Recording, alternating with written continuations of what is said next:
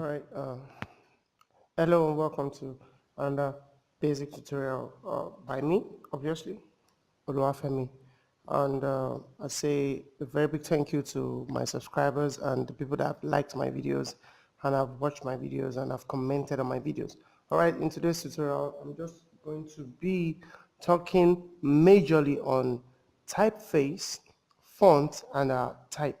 There's talking about the type to here, this guy here, inside of Adobe Illustrator. Uh, so let's jump in. First of all, I would like to strike a difference between typeface and font. People have been confusing that a lot. So typeface is a design or a type is a design for a type. It's a type of design, or it's a design of a type. Firstly, a type is text. A type is your alphabet, your alphanumeric, and all of this. And we have two types of type. Very funny. So we have two types of types. So we have the true type and the open type.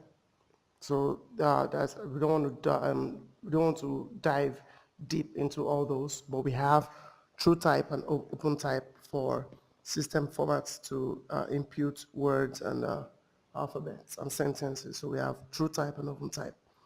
But typeface is a design for type. So if we have this, I would say design. So Myriad Pro is a typeface. Myriad Pro is a typeface. So let me increase the font size. Okay, so Myriad Pro is a typeface like Helvetica Bold, like Arial, like Engravers Gothic. So if they tell you to change the typeface of a design, so all you have to do is to come down here and say, okay, let me change the typeface to Microsoft Sans Serif. So we have a typeface. You have different typefaces. We have one of my major I love is Helvetica. So we have Republica Minor. So this is a typeface. I love this one too. So this is a typeface. Now moving to font. Font dictates size and weight of your typeface. So your font talks about your weight or style, that's your typeface style, and your typeface size. So we have also they also call typeface they call it font family. So it's either called font family or typeface, and then for the font it's either called font size, font style, or font weight. So that is bold, regular, italic, medium, light. That's talking about the font style. And then for the font size, we have 59 points, 11 points, as you can see here, 12.8 points. That's the size of your font, how big you want it to be. So that is the major difference between typeface and font and type. So as designers, we shouldn't say, what fonts did you use? And the response should be, oh, I use Helvetica font. No, it should be, what font did you use? And then the person should reply, oh, I use a bold font. I use a 12-point font. Oh, so what typeface did you use? Then you're going to say, oh, I use Helvetica Bold, Area, or Engravers. So this is the difference. All right, so let's jump in to the rest of today's tutorial. So jumping in, we have a blank black space, and then we're going to type in design as our favorite word, design, S-I-G-N, and we're going to make it white. I want to make this as quick as possible. All right, so we have that. The next thing to do is remember that when I was talking about working with layers inside of Illustrator, that is very easy and it makes life easy for you. So let me just come to print and so we have layer 1 where design is, and we have layer 2 where this black square guy is. So it's locked, that's why we can select. Now I unlocked it, that's why I can select it. So let's lock it so we'll be able to move it around and also hide it and unhide it. You can also bring this down So layers just makes your work easy. All right, so enough about layers. Moving to type. So we have the very first one, type tool, which is the one I used to input the word design. It's a very it's the default type tool inside of any of your design software. So we also have the area type tool. What this guy does is he types in a restricted area which you created yourself. So on layer one, I'll create a box, and then I pick my area type tool and begin to type inside, and change this guy to white, and change the font size to 21, and then let's type. Okay, so I can select everything and say I want it white. So that's it. Also, you can reduce the leading. Reduce the leading to 36, and then you'll be able to type in more and more and more and more. All right, so that's what the area type tool does. You have to type inside a restricted area of your choice. You can also align it left or right or center. Okay, so the next tool to do is next thing to do is we have the type and path tool. As the name implies, you select a path, you draw out a path, and then you type on it. So you select it and say, okay, I want to type on it. So design is life, and then you can change the color to white. So we have it following this path. And you can also change. Where are you? Okay, so you can also change the position of. Where are you?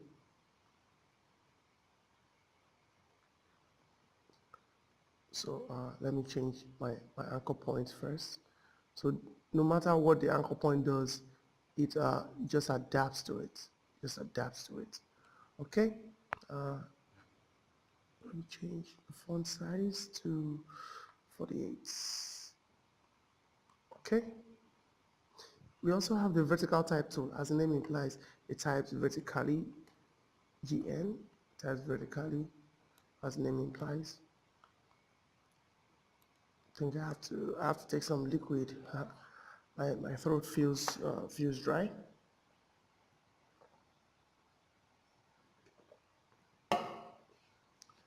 Ooh, refreshing. All right, so the next is the vertical area type tool, just like the area type tool, but this time you type in a confined space, a confined area vertically instead of horizontally. So we have the vertical type on path tool. It's also like the type on path tool, but this time it is vertically. So imagine you seeing this guy in this form. So we can do this. And do design. Okay. Oh, so we can have this guy on another path.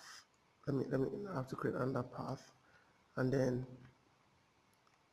do design, and then we have so it's just combination of this and this. That's what that one does. So we also have my favorite, the touch type tool. What the touch type tool does is it selects a single element of a type without breaking it apart, without making it an outline, without expanding it, and then shifts it, or you can even expand the size like this. So I'm selecting this E, and I'm shifting it up. So you notice that once I shift it to the right, it's creating this distance. So it's still telling you that they are still together. They are still brothers. They're still brothers. So I can do design. I'll bring this guy here. So anyhow you want to do it, it depends on you, but I think I'll just have to move this one here a little bit. Okay, I think I like it this way. Design. and G come down, and N should meet here with G. Okay, so I think I like it this way. Then the next thing is to come here to this window, and let me explain this window very well. So here is your font size. So once you have this, you can change the font size to whatever you want here. You can also change it up here. The next one is kerning. Kerning is space between two characters, well calculated. So it calculates it using the branches and the tip of two characters close together. So it calculates the distance in between. So if I have this, design is life, and then like, oh sorry, before your kerning is activated, see, it's deactivated. You mustn't type before you want to, before you change your kerning. So you must select and change the kerning to maybe 75. It might not be visible, so design is life, and then we'll go. So let's zoom in to here.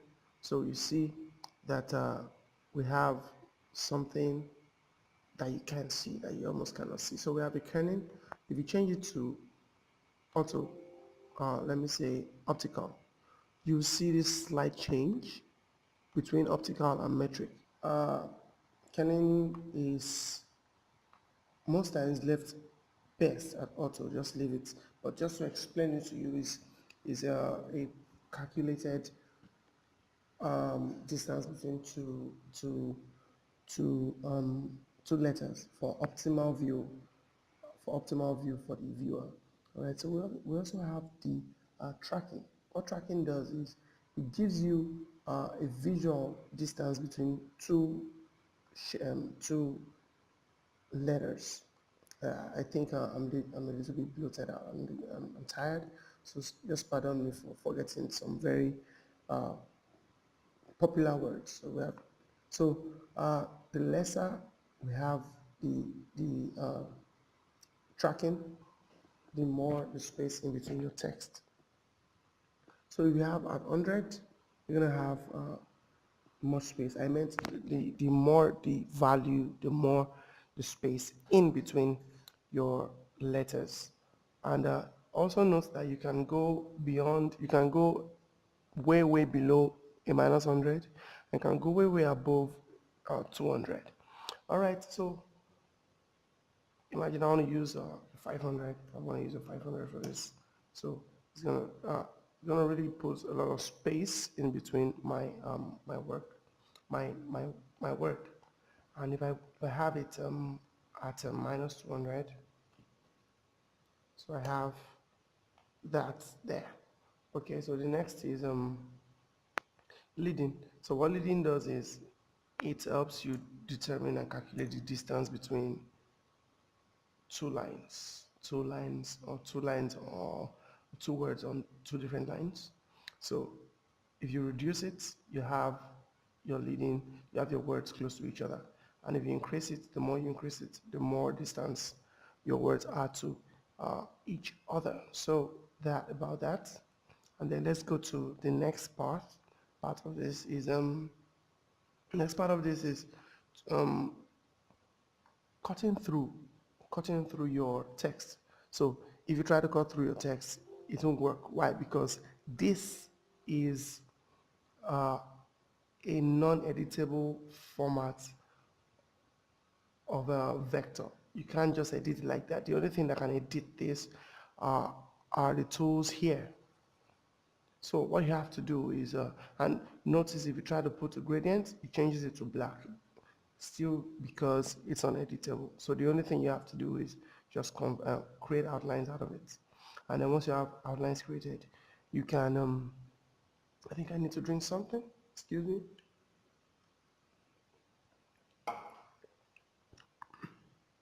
Excuse me. All right. So once you have outline there, you can apply your gradients, and then you have individual gradients or incorporate a combined gradient that way. And also, one of my favorite parts is to cut through. It's cutting through the shape with the eraser tool. So in order to do that, you just have to pick your eraser tool and just draw through. That is all you have to do. And then you have this cut through of your letters. And then next thing to do is ungroup. So you'll be able to put different colors. So I want different colors for the colors down. So I want this dirty, this brown for here. And then for the guys up, I want I think I want a yellow. So I can pick a yellow or a orange and make it brighter. Okay. So can have it that way, and boom, we have beautiful design out of something. So you have that. So it's a very healthy way of cutting through any other shape using the eraser tool. You can also use um, the divide object below option. So once you have that, once you have your rectangle drawn over it onto object, path, divide objects below. Once you select that, it's going to be as if nothing happened. But you have to come and start deleting one after the other. So imagine you're doing it for a whole lot of artwork, so you have to keep deleting it one after the other, one after the other, and it's not advisable. So the best ways that I devised or found out is to use the eraser tool to cut through. It's controllable. You can even use the eraser tool to draw organic shapes. You can draw organic shapes round and then cut through your organic shape. But for the purpose of this tutorial, I don't want that way.